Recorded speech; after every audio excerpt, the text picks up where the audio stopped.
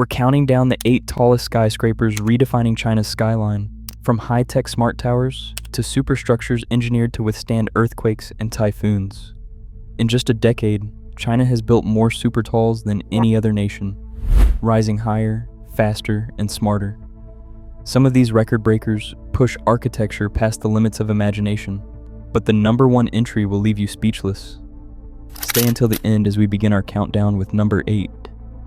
Standing at 450 meters with 92 floors, Suzhou IFS doesn't just scrape the sky, it thinks for itself.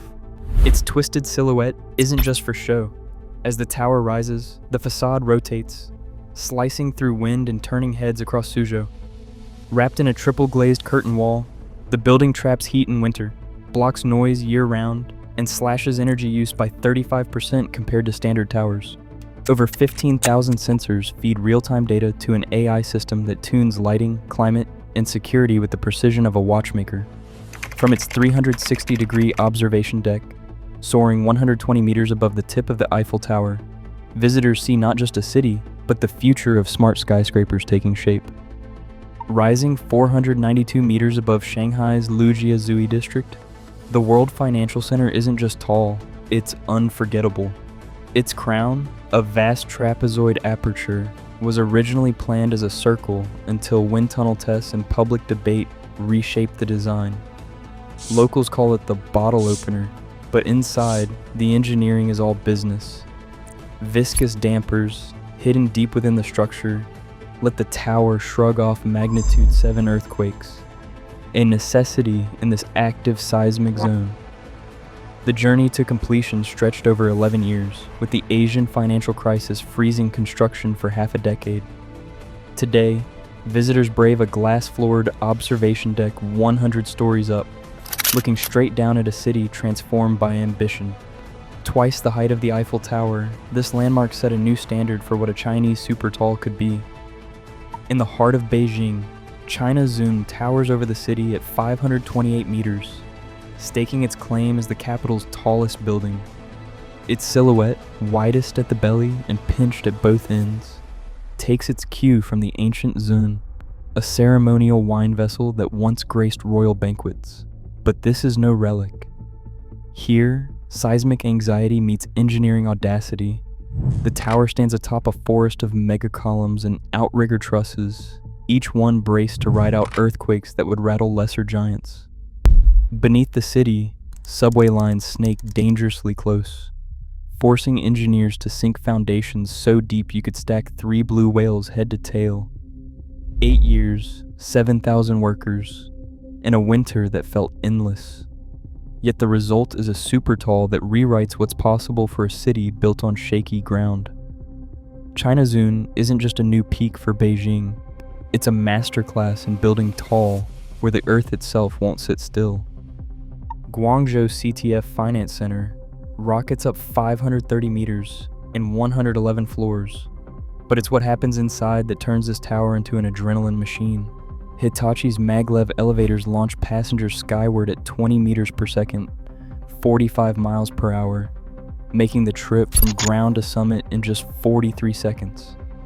That's faster than most city speed limits, and each ride is stabilized by air pressure and magnetic bearings that keep the cabin whisper quiet, even as it climbs through the clouds. The building's chamfered corners and aerodynamic profile slice through typhoon winds, trimming lateral pressure by 30% and keeping the structure rock solid when storms roll in.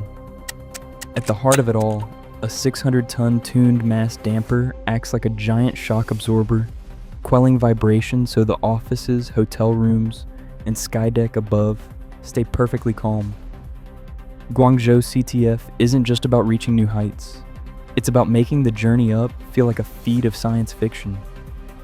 Tianjin CTF Finance Center stands at 530 meters, its silhouette bending in a graceful hyperboloid curve that seems to defy gravity. But the real secret is structural. 8 massive corner columns, each sloping and twisting in sync with the facade, anchor the building against both wind and seismic fury. This perimeter column scheme lets the tower ride out magnitude 8 earthquakes, a feat few skyscrapers can match. Wrapped around the structure, a double-skinned glass facade acts as a climate shield, buffering the interior from Tianjin's swelter and chill. Engineers project up to 28% less energy needed for heating and cooling compared to a single-layer system, a number backed by design phase simulations, and now echoed in industry circles. The tower's rounded corners and aerodynamic taper work together to reduce wind loads by nearly a quarter, keeping the building steady even as storms sweep across the North China Plain. Offices, luxury residences, and a 5-star hotel fill the 98 floors. But the real achievement is in how geometry and envelope turn brute height into a model of resilience and efficiency. Golden Finance 117 rises above Tianjin at 597 meters, its diamond-patterned skin gleaming even as the building itself stands unfinished. The ambition was staggering: 117 floors, a crown meant to signal China's next leap in vertical living. Construction crews raced skyward through the early 2010s, pouring concrete and welding steel as if nothing could slow them down. But in 2015, the money dried up overnight. A stock market crash sent Golden properties into crisis. Creditors circled, payments stopped, and more than 1,000 migrant workers found themselves stranded, some without wages, others forced to leave behind months of labor. The tower, already topped out, became the world's tallest empty building, a monument to what happens when financial speculation outpaces demand. For nearly a decade, the site decayed, glass panels missing, rust creeping up exposed beams, security guards pacing a silent perimeter. In 2025, Tianjin's government greenlit a $78 million permit to restart work under new ownership. Crews are returning, but the scars, lost jobs, broken contracts, a skyline haunted by unfinished dreams, still linger.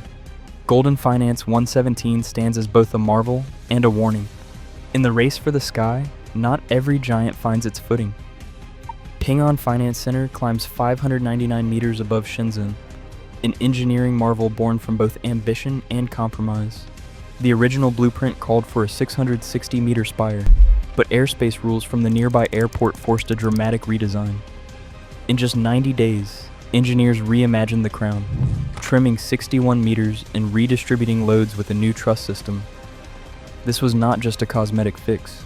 It demanded a full recalculation of the building's balance, resilience, and skyline presence. Inside, the challenge of moving thousands of people up 115 floors led to a vertical transport system unlike any other in China. 33 double-deck elevators, supplied by Schindler, glide up the core at speeds reaching 7 meters per second. These paired cabins serve 2 floors at once, slashing wait times and packing the efficiency of a subway into a shaft of steel and glass. The observation deck, perched at 562 meters, offers a view that stretches from the South China Sea to the distant mountains, a reminder of just how high this tower reaches, even after its forced haircut. The facade is sheathed in 1,700 tons of stainless steel, chosen for its corrosion resistance in the humid coastal air. Its prismatic taper isn't just for looks. It cuts wind loads by 35%, letting the building stand firm against typhoon gales. Rainwater collection and gray water recycling systems run quietly behind the scenes, pushing sustainability alongside spectacle.